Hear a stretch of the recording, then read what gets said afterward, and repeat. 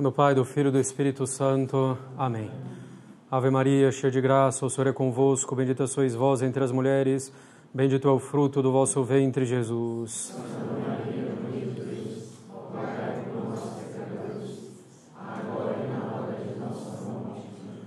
Menino Jesus de Praga, abençoai-nos, Nossa Senhora das Dores, do Pai, do Filho e do Espírito Santo. Amém.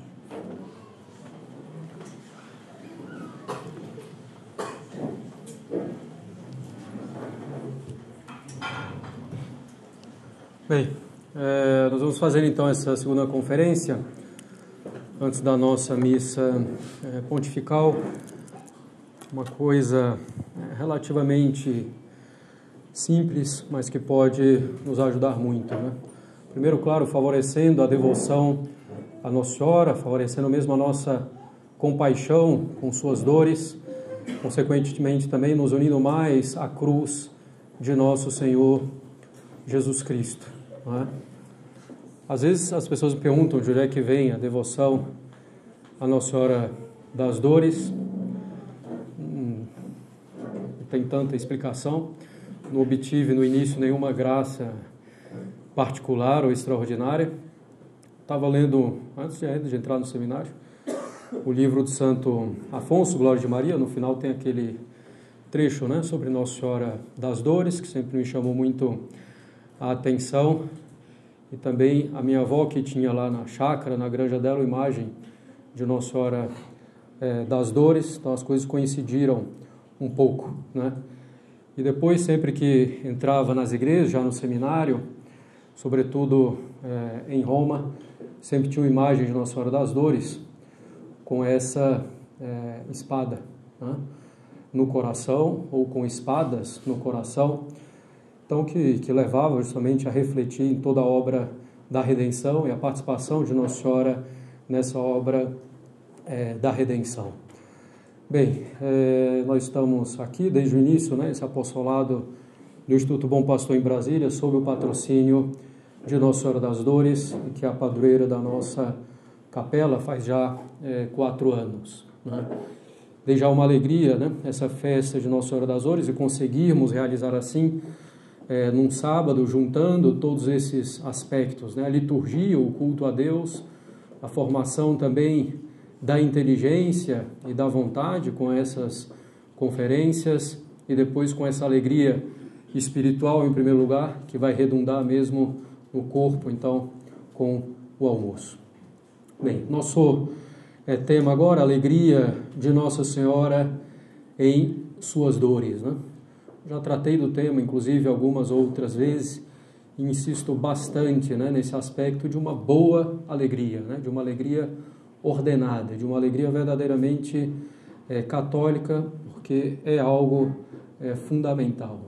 E Nossa Senhora une perfeitamente essa alegria com as suas dores, como nós vamos tentar ver, ao menos um pouquinho, durante essa conferência, para a gente procurar imitar Nossa Senhora e imitar, então, assim melhor, a Nosso Senhor Jesus Cristo. Nós poderíamos dizer que há 2 mandamentos contraditórios, né? Contraditórios, evidentemente, entre aspas. Nós não falamos aqui dos 10 mandamentos, nem dos mandamentos da igreja, nem dos 2 principais mandamentos, o amor a Deus, o amor ao próximo, mas falamos do mandamento da cruz e do mandamento da alegria, porque de fato são mandamentos, né, para uma vida cristã, para uma vida católica, são quase como que obrigações. Na verdade, são obrigações, né, para quem quer ver de maneira virtuosa a imitação de Nossa Senhora e de Nosso Senhor. O primeiro mandamento é, então, o mandamento da cruz, que nós vemos, né, em particular no Evangelho, com as próprias palavras de Nosso Senhor Jesus Cristo. Quem quiser vir após mim, negue-se a si mesmo, tome a sua cruz e siga-me. Quem quiser vir após Nosso Senhor Jesus Cristo, é preciso carregar a sua cruz, é preciso sofrer. Claro, quando a gente fala do sofrimento, não é o sofrimento pelo mero sofrimento, né? É um sofrimento que tem um sentido profundo, que nos é dado justamente por nosso Senhor Jesus Cristo e por Nossa Senhora, né? Ainda nosso Senhor, em São João 15, 18, 20, o discípulo não é maior do que o mestre. Então nosso Senhor fala isso num contexto dizendo que como ele foi perseguido pelos homens, também os seus discípulos, né, também os servos dele serão perseguidos pelos inimigos. Como diz muito bem o Padre Faber, né, no qual vou me basear ao tratar em seguida do tema da alegria, de algumas características das dores de Nossa Senhora, né, só reiterando que é um livro extraordinário, que vale muito a pena ler, agora é denso também, então é preciso ler com calma, não é? Como diz muito bem o Padre Faber, então, a lei da encarnação é uma lei de sofrimento, né? Então, todos nós que pretendemos nos unir a nosso Senhor Jesus Cristo, porque de outro modo não há salvação, como diz Deus Pai no batismo e na transfiguração, eis o meu filho em que eu coloquei todas as minhas complacências, todo o meu agrado. Todo o agrado de Deus está em nosso Senhor. Algo só agrada a Deus na medida em que está unido a nosso Senhor Jesus Cristo. Então, nós devemos nos unir a nosso Senhor, participando então dessa lei da encarnação, que é uma lei de sofrimento, né? Outra frase também, ainda do Padre Faber, da abundância do amor vem a abundância da dor, né? Amor e a dor e o amor que nós rezamos também em todos esses dias durante a novena de Nossa Senhora das Dores, né?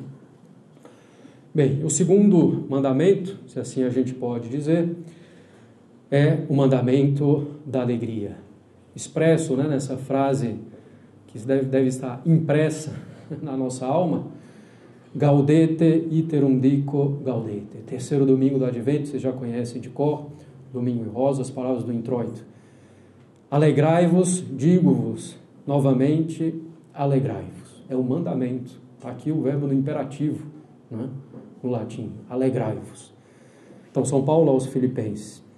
São Paulo fala da alegria também em inúmeros outros momentos, não só nesse, né, mas a alegria mesmo dos sacrifícios que ele está fazendo pela salvação das almas, né? E Nosso Senhor também diz, não, acho que está errado, Mateus 11 não, é o Sermão da Montanha, isso é Mateus 4. Alegrai-vos quando fordes perseguidos, né? Bem-aventurados os que sofrem. Então, o mandamento da alegria, alegrai-vos quando fordes perseguidos. Perseguido a gente já imagina logo alguém atrás da gente, né? Alguma arma, com qualquer coisa. Não é essa perseguição em primeiro lugar que a gente está falando, não, é uma perseguição física, né? Às vezes as tribulações, as provações, né, do dia a dia, as tentações, alegrai-vos quando fordes perseguidos, né?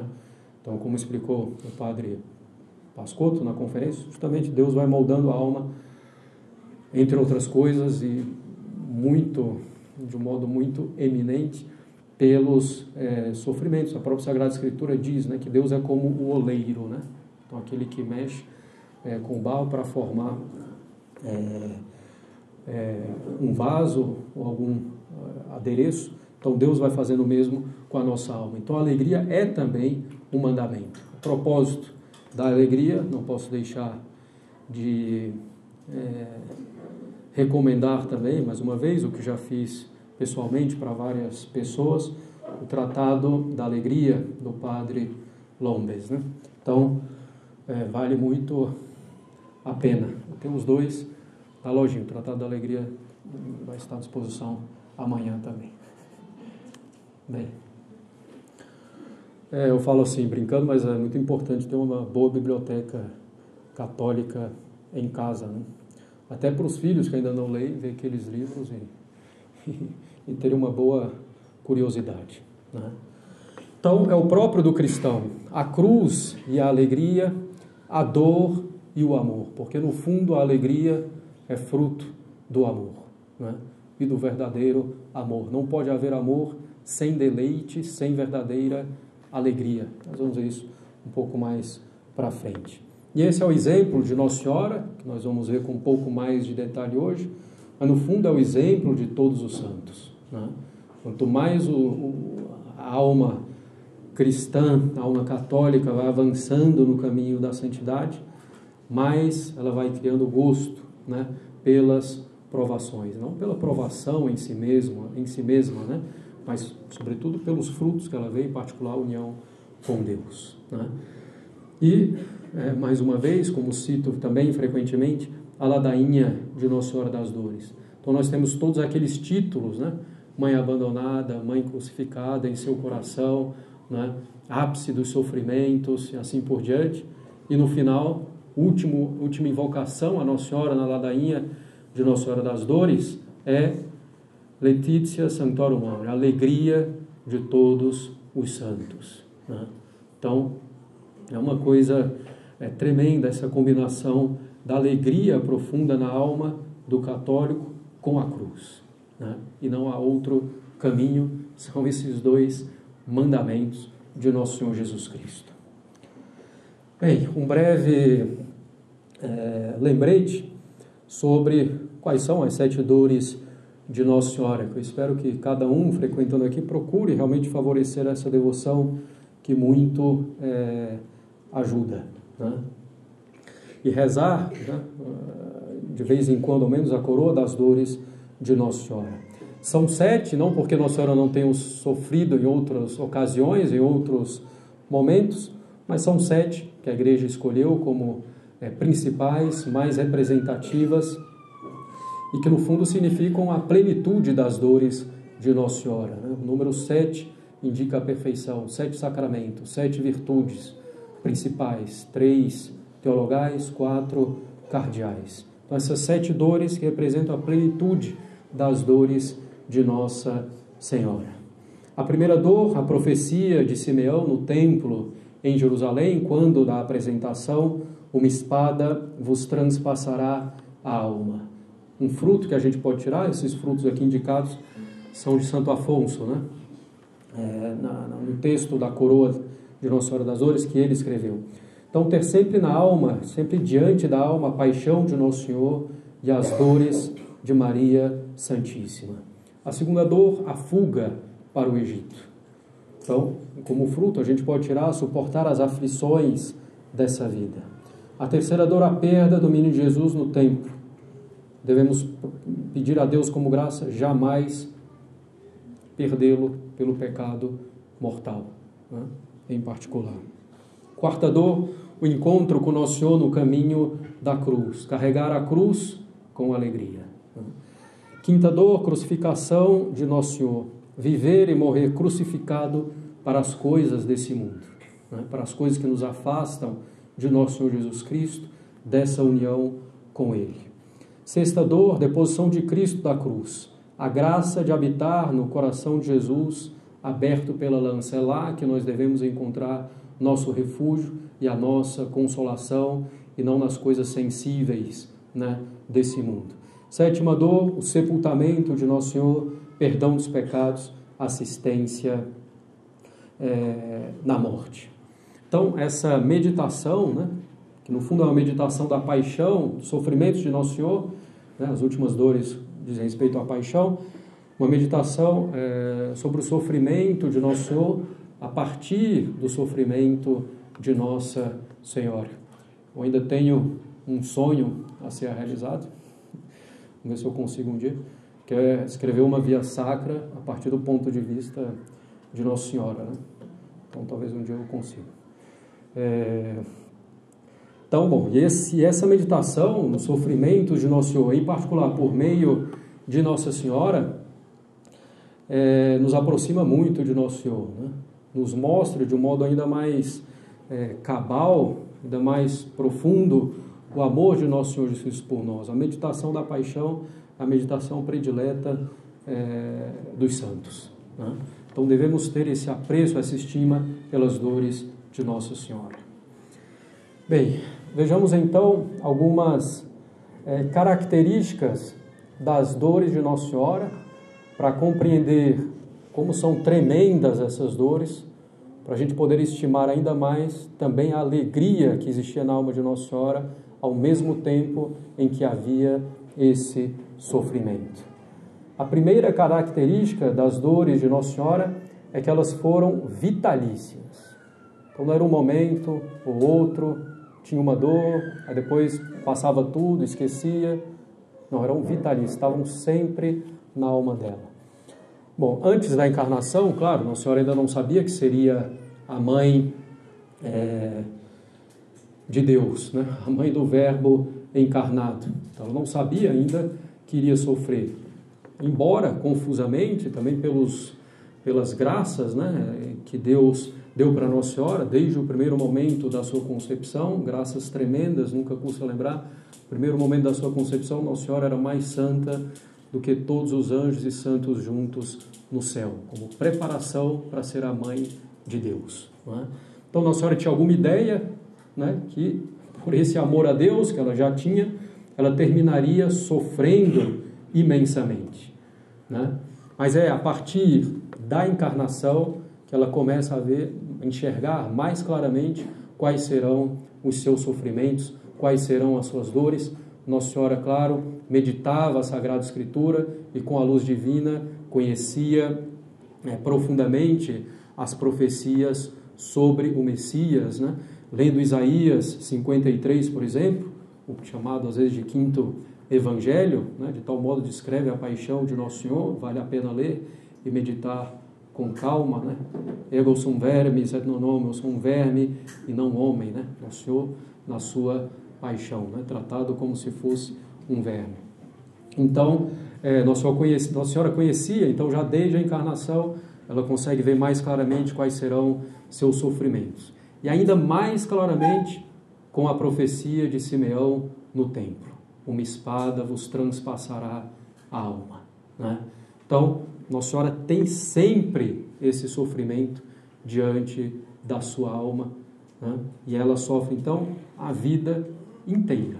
Né? Não é um momento e passou a dor, passou o sofrimento, não. É um sofrimento vitalício. Né? A segunda característica das dores de Nossa Senhora é que elas cresciam continuamente. Nossa Senhora, passando o tempo, mais se familiarizava com elas, mais compreendia, né, as dores com novas luzes, né? Mais compreendia o que ia sofrer o Messias, o seu divino Filho. Consequentemente, mais ela também sofria. E aqui também é importante notar esse paralelo, amor e dor. Nossa Senhora crescia continuamente também em amor. Em todos os seus atos ela avançava na caridade. Em todos os seus atos, se não podemos dizer, ela avançava também na dor, porque com a caridade ela compreendia ainda mais o que Nosso Senhor ia sofrer, por que ia sofrer, a malícia do pecado, nós vamos falar disso um pouco. Então mais ela também sofria, amor e dor. Não é? Então, quanto mais se aproximava também o momento efetivo da paixão, mais Nossa Senhora sofria. Né? Então, como nós falamos, o crescimento na caridade levava ao crescimento das dores de Nossa Senhora. Então, primeira característica, eram vitalícias. Segunda característica, as dores eram crescentes. Terceira característica das dores de Nossa Senhora é que eram dores na alma, né? E não no corpo. Não vemos na Sagrada Escritura que nenhum sangue de Nossa Senhora tenha sido derramado, nenhuma gota de sangue de Nossa Senhora tenha sido derramada. Né? Mas seu sofrimento era na alma, que é evidentemente o maior. Não é? O sofrimento que havia nela no corpo era a redundância do sofrimento na sua alma. Né? Então, era o reflexo no corpo do sofrimento da alma. E os dois sofrimentos não se comparam. Se a gente, às vezes pela nossa própria experiência, ou por vendo alguém sofrer algo mais seriamente no campo, né, no nível corporal, a gente já sabe que é uma coisa muitas vezes dramática, tremenda, difícil de suportar, quanto mais um profundo sofrimento na alma. Né? Então, ninguém vai considerar levianamente, superficialmente, um sofrimento físico, mas o sofrimento da alma é muito maior. Né? Bem, e quanto mais perfeita a alma, maior o sofrimento. Né? Justamente por isso que a gente falou, quanto maior a caridade, maior o amor a Deus, mais se compreende, né, a obra da redenção, o amor de Deus, a malícia do pecado, entre outras coisas, maior então o sofrimento. Então, como medir o sofrimento da Mãe de Deus, o sofrimento em sua alma? É uma coisa para nós imensurável, né? Nós não podemos medir, é inimaginável. Com Nossa Senhora aconteceu o contrário dos mártires. Os mártires sofrem, em primeiro lugar, no corpo. E a alma, né, unida a Deus, é uma espécie de consolação para os sofrimentos externos, para os sofrimentos do corpo. E Nossa Senhora é o contrário, são os sofrimentos da alma que fazem o corpo sofrer. É um sofrimento primeiro interno que redunda exteriormente. Para os mártires é um sofrimento externo, né, que é amenizado, né, pelas consolações internas, né, da alma. Bem, a quarta característica das dores de Nossa Senhora é que as dores dela estavam mais nele do que nela. Não sofria por si mesma. Nossa, como eu estou sofrendo, como isso me fere. Não, o sofrimento de Nossa Senhora era todo por causa de nosso Senhor Jesus Cristo. Era todo por causa de seu divino Filho. Então aqui vale a pena citar um pouco o padre Faber, né? Ela vivia em seu coração e não no seu próprio. Os interesses dele eram seus. As disposições dele tornaram-se suas. Ela pensava com ele, sentia com ele e, na medida do possível, identificava-se com ele. Vivia só por ele. Sua vida era instrumento dele para ser usada como ele queria.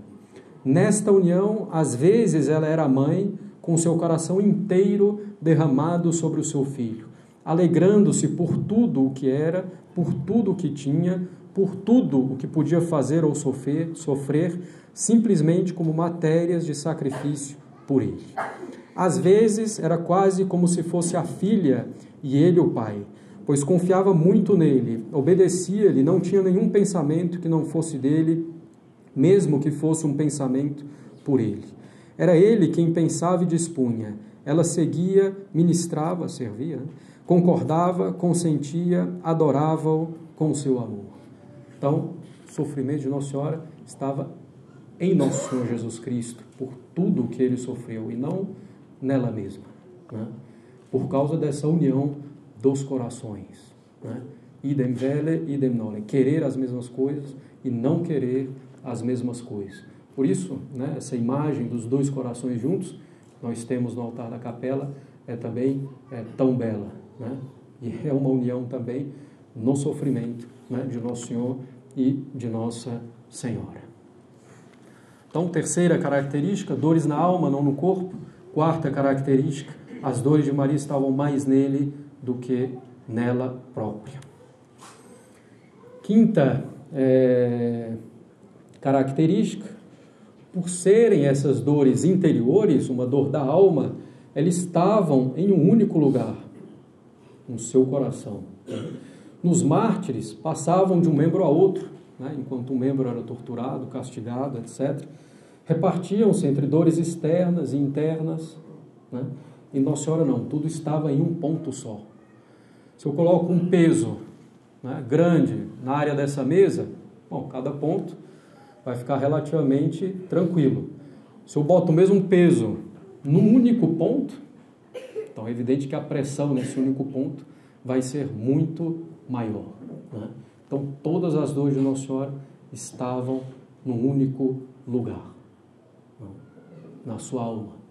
Quando a gente fala coração aqui, o coração, como na Sagrada Escritura, sede da inteligência e da vontade, né?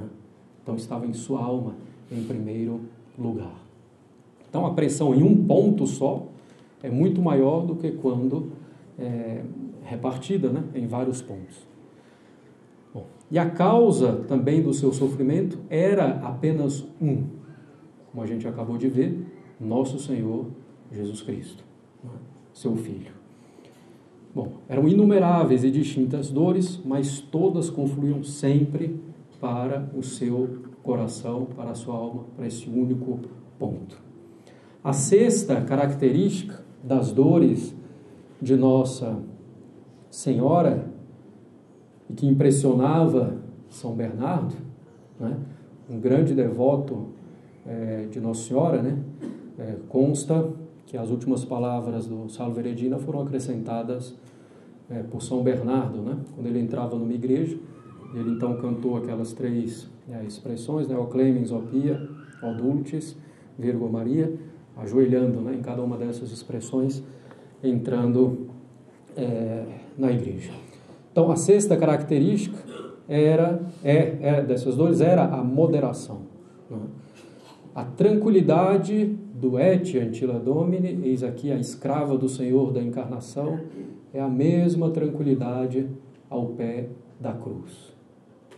Então, com todas essas características tremendas, bom, a gente não falou de várias outras coisas, claro, mas com todas essas características tremendas das dores de Nossa Senhora, ela mantinha a tranquilidade, a serenidade, Virgo serena, Virgem serena. Não é frieza nem insensibilidade, né, que levavam a isso, né, na alma de Nossa Senhora, mas o amor a Deus. Né? Esse amor que era a causa também do sofrimento dela, né? Então esse mistério, um certo paradoxo da ordem da graça, da obra da redenção. A dor e o amor e a alegria unidos. Né? O amor, a caridade, o amor de Nossa Senhora por Deus a faz sofrer tremendamente, esse mesmo amor a deixa serena, a deixa tranquila. Então, para citar mais um trecho aqui do padre Faber, né, diretamente. Isso é importante, que às vezes as representações de Nossa Senhora das Dores não retratam essa tranquilidade, essa serenidade, e as palavras do Evangelho, Stabat Mater. Stabat Mater, às vezes você pensa, Stabat Mater, que é a espada, né? Não. Stabat Mater quer dizer que Nossa Senhora estava de pé. Quem está de pé, em geral, está sereno diante do sofrimento. Bem, não havia nem ardor, nem suspiro alto, nem soluço intermitente, nenhuma palavra débil de queixa. O Senhor não estava lá gritando, soluçando, não? Nem muito menos, este pensamento nunca passaria na mente de um amante inteligente de Maria, se não tivesse indecorosamente sugerido imagens descuidadas e não teológicas, né? Então, nem muito menos houve atitudes veementes de pesar, nenhuma contorção da venerável beleza de sua face, nenhuma torção efeminada das mãos, nenhuma desatenção com o cabelo desgrenhado, né? Nenhuma prostração no chão como alguém derrotado pela angústia mortal, nem menos ainda nenhum desmaio, nenhuma necessidade de um braço de apoio, fosse de João ou de Maria Madalena, ao contrário, Nossa Senhora que estava os apoiando e os sustentando. Nenhuma suspensão da gloriosa razão, cujo magnífico exercício nem sequer o sono interrompera desde o primeiro momento da Imaculada Conceição. Bom, isso aqui é uma questão, nós vamos entrar, mas Nossa Senhora merecia mesmo dormindo. Mas é um caso particular que ela guardava o uso da razão do homem. Com amor indignado, lancemos ao fogo essas representações ignorantes e desonrosas e expulsemos de nós essas imagens odiosas que foram deixadas em nossa mente por causa de sua arte e beleza. Maria esteve de pé sobre a cruz. Stabat Mater. Estava de pé. Stabat quer dizer estar de pé. Essa é a grandeza simples da imagem escriturística que representava a verdade efetiva e cujo artista era seu próprio esposo, o Espírito Santo. Então, assim, o Espírito Santo retrata, evidentemente, a verdade, né? Então, Nossa Senhora estava de pé. Foi esta imagem desta calma mulher de pé que São Bernardo, seu filho querido, contemplou com amor admirado. Então, sexta característica, a moderação nas dores, né? Essa tranquilidade, essa serenidade que nós devemos procurar. Procurar entendendo, compreendendo o amor de Deus que age mesmo no sofrimento, como o padre explicou na conferência. Bom, aí nós passamos então ao outro mandamento, que é o mandamento da alegria. Lembremos-nos brevemente de onde vem a alegria. A alegria, ela é consequência de nós possuirmos um bem que nós desejávamos. Então, se eu desejava, é um bom desejo, possuir o livro do Padre Faber, eu fiz lá minhas economias, consegui comprar o livro, então fiquei alegre, porque eu tenho o bem que eu desejava.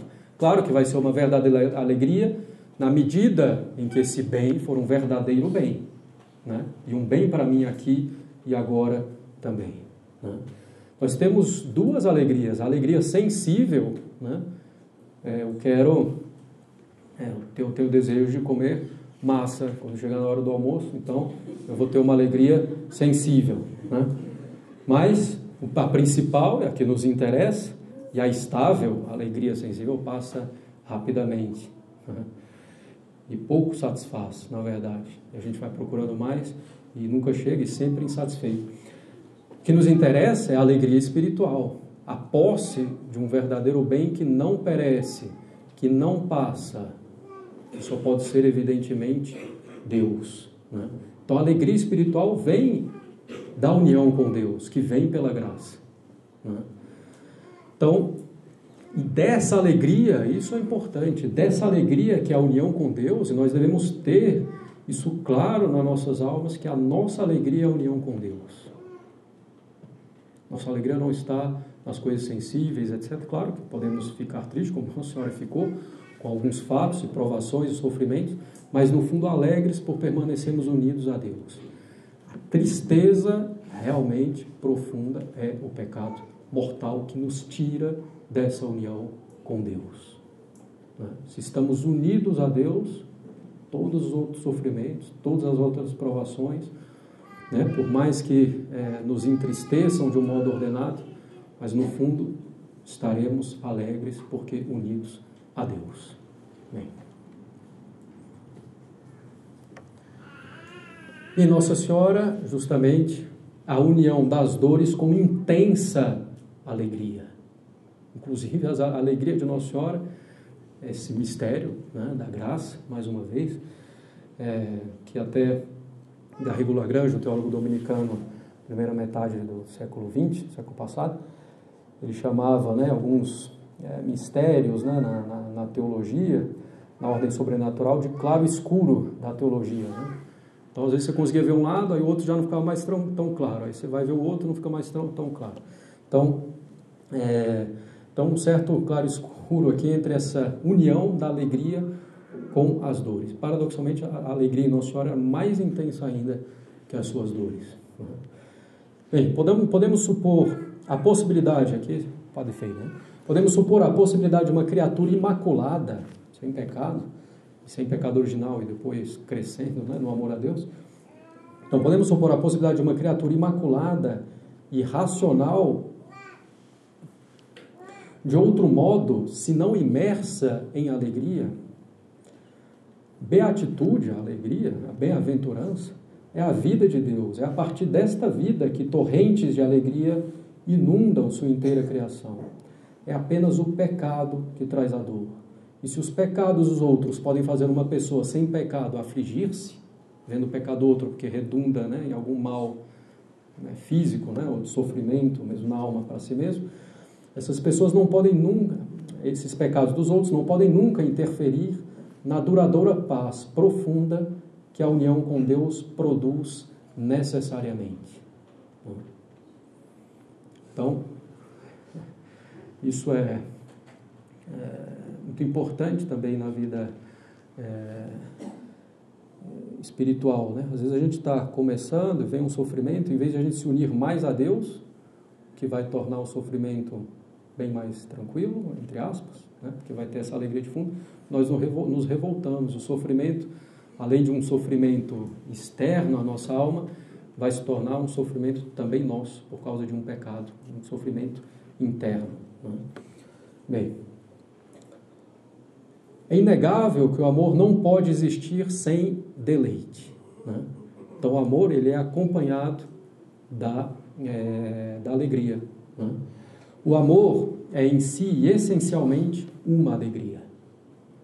Se nós amamos a Deus, realmente, então nós encontraremos nisso a nossa alegria, que é a verdadeira alegria, né? E de onde devem derivar todas as outras alegrias.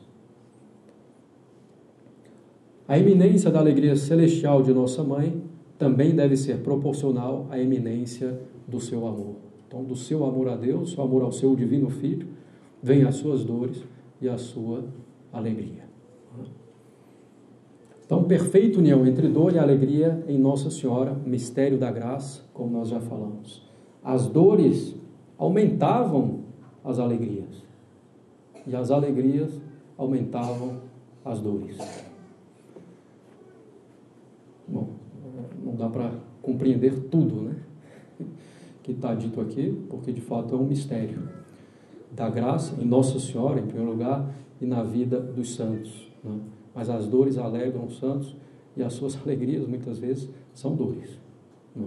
Porque unem mais a Deus, porque assim cooperam na obra da redenção e com isso se alegram.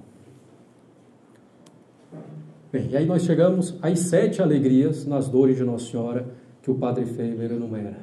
E aqui também é curioso, 7 dores, né, escolhidas pela Igreja, e também 7 alegrias, né, que a gente pode encontrar em meio às dores de Nossa Senhora. Esse 7 que significa a plenitude da alegria de Nossa Senhora em meio a todos esses sofrimentos. Não sei se sabem, é uma devoção um pouco menos conhecida, mas existe a devoção também às 7 alegrias de Nossa Senhora, como 7 fatos da vida de Nossa Senhora. A anunciação, a visitação, né, a ressurreição de Nossa Senhora, etc. Mas aqui nós vamos ver a alegria na dor. A alegria unida à dor, que é isso que nos interessa, né? Nós que ainda estamos aqui, estão nesse vale de lágrimas, né? A primeira alegria de Nossa Senhora, é aquilo que nós já tratamos, né? É fruto da união com Deus, dessa união mais perfeita que uma pura criatura podia ter com Deus e com o nosso Senhor Jesus Cristo, que é homem-Deus, né? Então, a primeira alegria é essa, a posse de Deus, né? A união com Deus, que é o bem infinito. Como não nos alegrar se estamos unidos ao bem infinito, embora talvez estejamos imersos em um mar de provações, né? A segunda alegria de Nossa Senhora em meio às dores, né, principalmente na paixão, era ver que a honra divina estava sendo reparada por meio de todos aqueles sofrimentos, né? Então, o pecado é uma ofensa feita a Deus, o pecado mortal é uma ofensa infinita feita a Deus, porque a dignidade de Deus é infinita. Quem quiser mais detalhes, catecismo. Então, é uma ofensa infinita feita a Deus, e isso exige reparação. E como reparar? Nós sozinhos não conseguiríamos nunca, né? Nós, seres humanos, ou juntando toda a criação, todos os homens, desde Adão até o último, seria uma reparação finita e quão imperfeita. Então, vem o próprio Filho de Deus, o Verbo, feito homem, que vem reparar, e Nossa Senhora via essa reparação sendo feita perfeitamente na obra da redenção, né? E por meio daquele sofrimento, todo o amor que Deus demonstrava por nós para nos atrair a Ele. Então, compreendia profundamente a gravidade e a malícia do pecado, Nossa Senhora. Então, ela exultava na reparação do pecado, na honra divina restabelecida, né, na sua glória externa, né? A terceira alegria de Nossa Senhora, alegria por ver a sabedoria divina no plano de nossa redenção.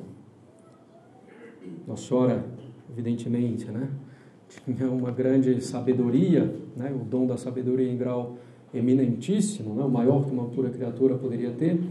Então, Nossa Senhora via tudo pelas causas mais altas, né, com a visão de Deus, efetivamente. Então, ela via como Deus agia perfeitamente, em particular, conciliando justiça e misericórdia na obra da redenção, né?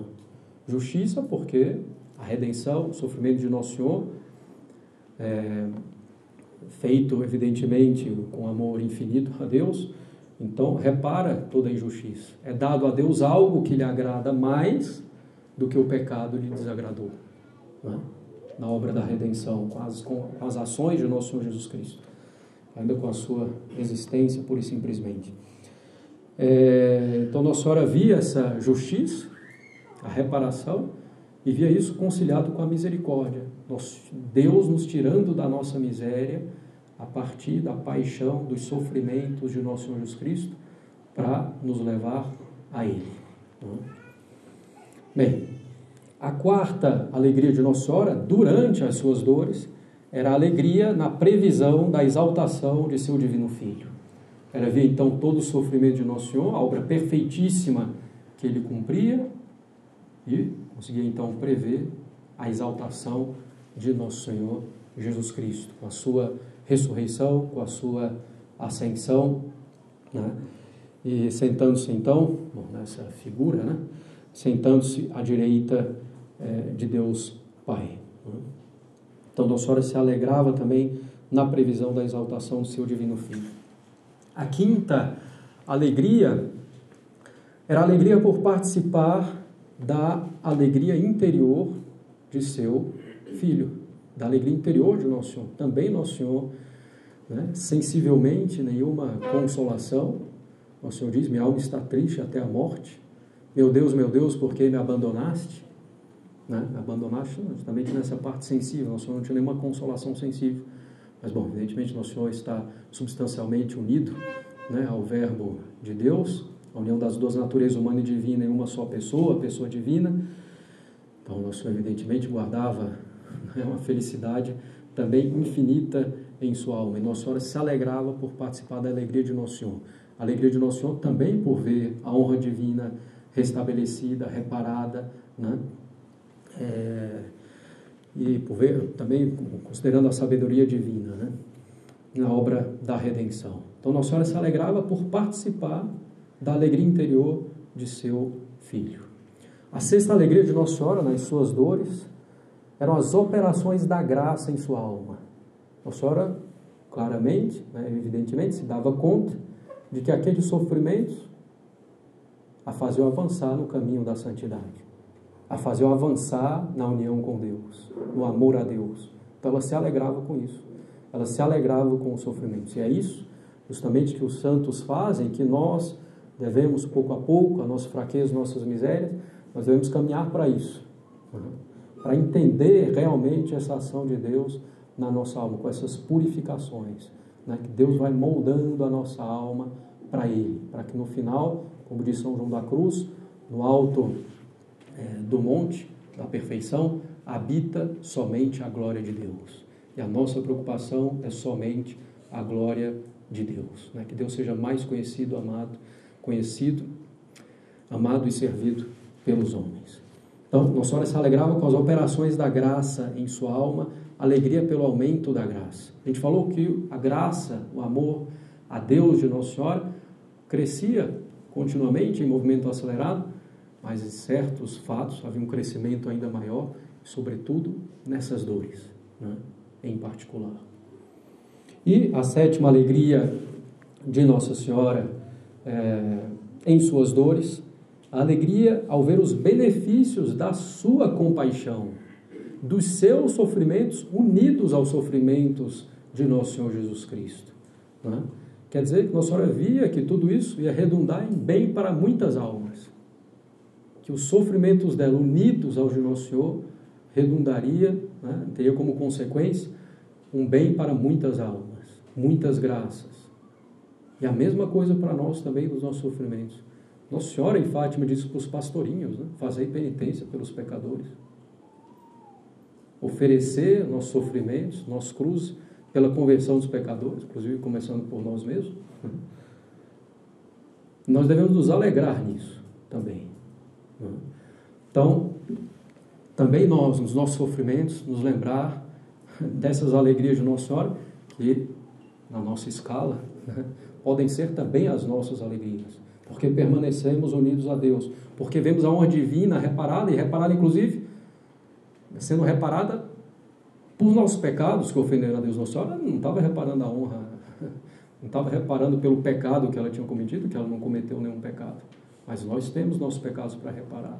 Então, quando sofremos, devemos nos alegrar em poder reparar pelos nossos pecados também. Nos alegrar por ver a sabedoria divina no plano da nossa redenção, mas para ver isso é preciso guardar a inteligência, a moderação de que se admirava São Bernardo. Se a gente se entrega ao sofrimento, a gente perde a razão e não vê mais como Deus age, né? Durante os nossos sofrimentos, durante as nossas cruzes. Bem, nos alegrarmos também nos nossos sofrimentos? Bom, porque assim redunda na maior glória de Deus, na exaltação de nosso Senhor Jesus Cristo. A loucura que parecem sofrimentos bem suportados, pacientemente, diante do mundo, né, redunda uma grande glória para Deus. Depois, participar da alegria de nosso Senhor Jesus Cristo, Ele mesmo, né? Então, sobretudo, o Senhor continua agindo, né, no mundo, pela igreja, né, que é o corpo místico de nosso Senhor, Jesus Cristo continuado no templo, como dizia Bossuet, que tem alguns problemas em outros pontos, mas tem coisas muito boas. Então, nos alegrar também com essa alegria de nosso Senhor Jesus Cristo, nos alegrarmos no sofrimento pelas operações da graça em nossa alma. Deus está nos moldando, Deus está nos purificando, Deus está nos levando para Ele. Às vezes a gente acha que não tem nada a ver, claro, porque a gente está muito apegado àquilo, né? Então, isso aqui não tem sentido, esse sofrimento, mas talvez seja o que seja mais, quer dizer, é o que é mais necessário, né, para nós naquele momento. Então, alegrarmos com as operações da graça em nossa alma, com as operações da bondosa mão de Deus. E a sétima alegria, ver também, enxergar os benefícios dos nossos sofrimentos, se os suportamos bem, para nós, em primeiro lugar, mas também para os outros, né? Para a nossa família, né? Até pela nossa própria pátria. Então, são lições importantíssimas, esses dois mandamentos para a nossa vida espiritual, né? A cruz e a alegria. Os dois que, no fundo, vêm do amor a Deus. Nós sofremos por amor a Deus e nos alegramos por amor a Deus. Do Pai, do Filho e do Espírito Santo. Amém. Ave Maria, cheia de graça, o Senhor é convosco, bendita sois vós entre as mulheres, bendito é o fruto do vosso ventre, Jesus. Santa Maria, Mãe de Deus, rogai por nós, pecadores, agora e na hora de nossa morte. Nossa Senhora das Dores, Menino Jesus de Praga, abençoai-nos. Do Pai, do Filho e do Espírito Santo. Amém.